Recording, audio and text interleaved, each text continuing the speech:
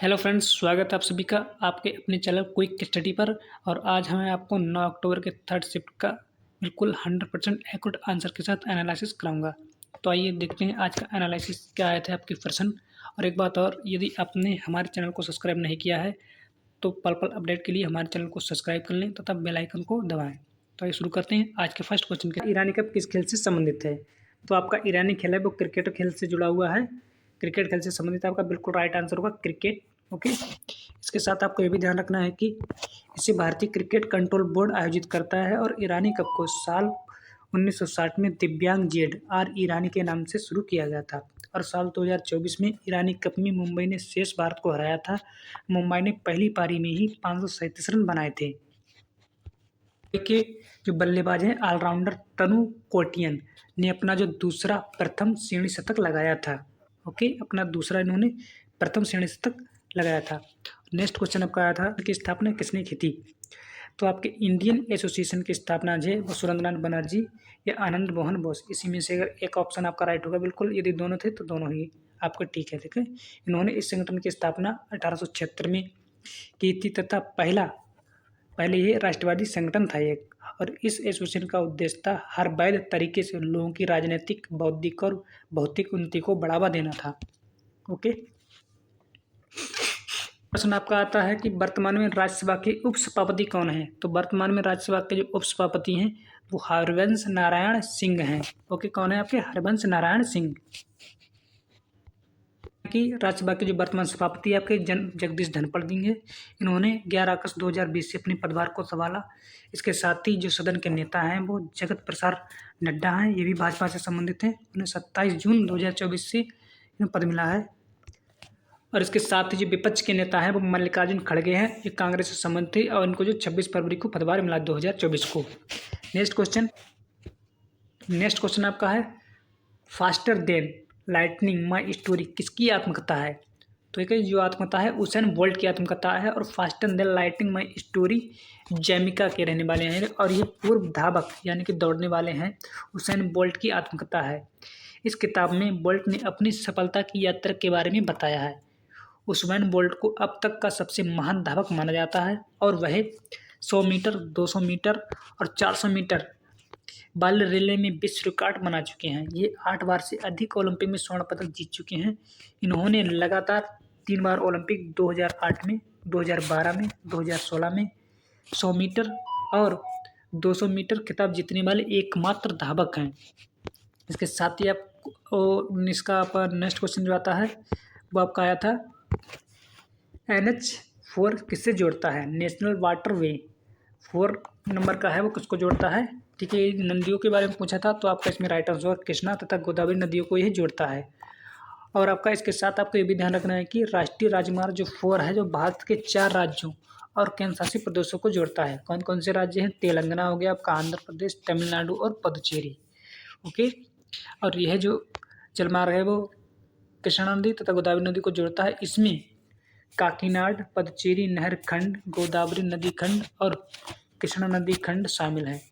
ठीक है, काकीनाडा पुदुचेरी नहर खंड 767 किलोमीटर तथा गोदावरी नदी खंड एक आपका 171 किलोमीटर तथा कृष्णा नदी खंड आपका 157 किलोमीटर का है।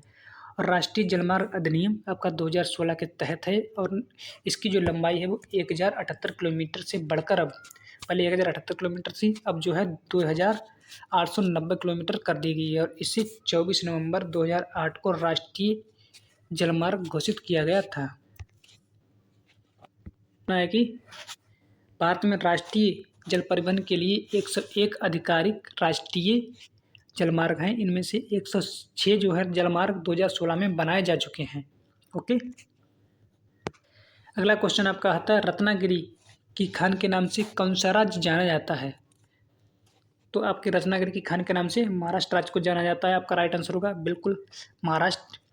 और जो महाराष्ट्र है, महाराष्ट्र का सबसे बड़ा तटीय जिला रत्नागिरी है, जिसे कोंकण तट के नाम से भी जाना जाता है। पारंपरिक रूप में उपेक्षा, गरीबी और पिछड़ेपन के लंबे इतिहास के साथ ये एक गरीब रिश्तेदार भी रहा है। अगला क्वेश्चन आपका आता है त्रिपुरा के वर्तमान राज्यपाल कौन है? तो त्रिपुरा के जो वर्तमान राज्यपाल आपके हैं वो हैं उमेश बैस।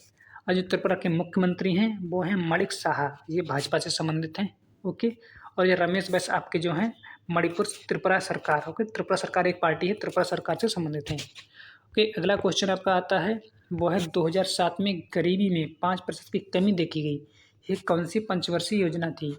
ओके, तो इसमें आपको केवल 2007 में जो पंचवर्षीय योजना थी वो 10वीं पंचवर्षीय योजना थी। इसका जो कार्यकाल था 2002 से लेकर 2007 तक का था। और इसके साथ आपको ये भी ध्यान रखना है कि 10वीं पंचवर्षीय योजना का जो मुख्य उद्देश्य था, जो प्रतिवर्ष 8% सफल घरेलू उत्पादन की वृद्धि प्राप्त करना, इसका जो उद्देश्य था। और इसने 2007 तक गरीबी दर में 5% की कमी भी देखने को मिली थी। ओके, इसके साथ ही आपका नेक्स्ट क्वेश्चन जो आता है वो आता है संसदीय प्रणाली किस देश के संविधान से ली गई है? तो इसमें आपका राइट आंसर होगा ब्रिटेन। आपकी संसदीय जो प्रणाली है वो ब्रिटेन से ली गई है। भारत के संविधान में संसदीय प्रणाली ब्रिटेन से ली गई है। ओके, नेक्स्ट क्वेश्चन आपका आता है वो है पैरा गेम में दूसरे स्थान पर कौन सा राज्य रहा? ओके, तो इसमें दूसरे स्थान पर आपका उत्तर प्रदेश राज्य रहा। तो अगर यदि प्रथम पूछा जाए तो इसमें आपका हरियाणा था।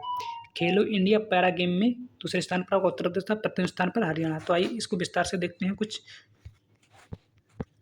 देखिए, उत्तर प्रदेश ने इसमें जो थे कुल 62 पदक जीतकर एक पदक तालिका में अपना दूसरा स्थान प्राप्त किया था। और राज्य के पैरा एथलेटिक में उन्होंने 25 स्वर्ण, 30 रजत, 14 कांस्य तथा हरियाणा की सरकार ने, हरियाणा वाली पार्टी ने 40 स्वर्ण जीते थे, 39 रजत, 26 कांस्य सहित कुल 105 पद हासिल करके प्रथम स्थान प्राप्त किया था। ओके, नेक्स्ट क्वेश्चन आपका आया था वो जो आता है कोशिका की परिसंचरण प्रणाली किसके द्वारा संचालित होती है? परिसंचरण प्रणाली जो है किसके द्वारा संचालित होती है? तो इसमें आपका राइट आंसर होगा बिल्कुल सेल मेम्ब्रेन कोशिका झिल्ली। ओके, परिसंचरण प्रणाली जो है कोशिका झिल्ली से के द्वारा होती है और उसमें जो मौजूद विभिन्न घटकों के द्वारा भी होती है। और इसमें आपको ध्यान रखना है कि इंपॉर्टेंट पॉइंट एक ज़्यादा नहीं, एक दो हैं, आपको याद कर लेना है। इसमें जो प्लाज्मा झिल्ली के माध्यम से होने वाली विनिमय और कोशिका के भीतर ऑर्गेनेल्स तथा एंटीप्लाज्मेटिक रेटिकुलम और गोल्जी उपकरण प्रमुख भूमिका निभाते हैं। इसके अतिरिक्त कोशिका के अंदर माइटोकॉन्ड्रिया जो ऊर्जा का उत्पादन करता है, जिसे कोशिका का पावर हाउस भी कहते हैं, अतः कोशिका के सभी कार्यों को सुचारू रूप से संचालित करने में ये मदद करता है। लाइसोसोम और वैक्यूलस भी इसकी कोशिकाओं के अंदर पदार्थों के परिसंचरण में सहायता करते हैं। इसके साथ ही आपको ध्यान रखना है कि जो कोशिका के भीतर परिसंचरण क्षमता की प्रणाली को विभिन्न ऑर्गेन्स और झिल्ली संरचनाएं मिलकर संचालित करती हैं। ओके, नेक्स्ट क्वेश्चन आपका पूछा गया था वो आपका आता है कौन सा तत्व अष्टक नियम का पालन करता है? ओके, इस तरह से था यह पालन नहीं करता है, ऐसा भी हो सकता है। ओके, इसी तरह से था कुछ। ठीक है, तो इसमें आपको ध्यान रखना है जो हाइड्रोजन है, सिर्फ हाइड्रोजन, ओके, हाइड्रोजन को छोड़कर बाकी जितने भी नियम है वो सभी अष्टक नियम का पालन करते हैं। हाइड्रोजन नहीं करता, तो नहीं के लिए पूछा गया होगा। ओके, वैज्ञानिक जो अंग्रेज वैज्ञानिक थे जॉन न्यूजीलैंड ने साल 1866 में अष्टक नियम का प्रतिपादन किया था। ओके, जो न्यूजीलैंड से इन्होंने सबसे पहले कम परमाणु वाले द्रव्यमान वाले तत्व जैसे कि हाइड्रोजन को तत्व से शुरू करके थोरियम तक के तत्वों की व्यवस्था की थी। और उन्होंने इसमें पाया था कि 8वें तत्व पहले बार एक परमाणु के समान गुण दर्शाते हैं। उन्होंने देखा था कि प्रथम परमाणु की गुण है, उसके 8वें वाले परमाणु उसके सभी गुण उसके समान होते हैं। ये उन्होंने खोज किया था। और इसके साथ ही इसमें जो इसकी जो तुलना थी वो संगीत में लय वाले अष्टक से की और इसीलिए उन्होंने अष्टक का सिद्धांत कहा। ओके, नेक्स्ट क्वेश्चन आपका पूछा गया था वो आपका आया था डिजिटल इंडिया मिशन को भारत ने कब लागू किया था? तो इनका जो डिजिटल इंडिया मिशन है वो 1 जुलाई 2015 को लागू किया गया था। और इस मिशन की जो शुरुआत थी वो प्रधानमंत्री नरेंद्र मोदी के द्वारा की गई थी। ओके, इसमें आपका बिल्कुल राइट आंसर होगा 1 जुलाई 2015 को। इनका मकसद या तो भारत की डिजिटल रूप से सशक्त बनाना और सामाजिक और ज्ञान को व्यवस्थित बनाए रखना था। ओके, यहीं तक आपके सभी सारे क्वेश्चन होते हैं। यदि आपको एनालिसिस अच्छा लगा है तो वीडियो को लाइक करें, तो चैनल को सब्सक्राइब करें। धन्यवाद दोस्तों।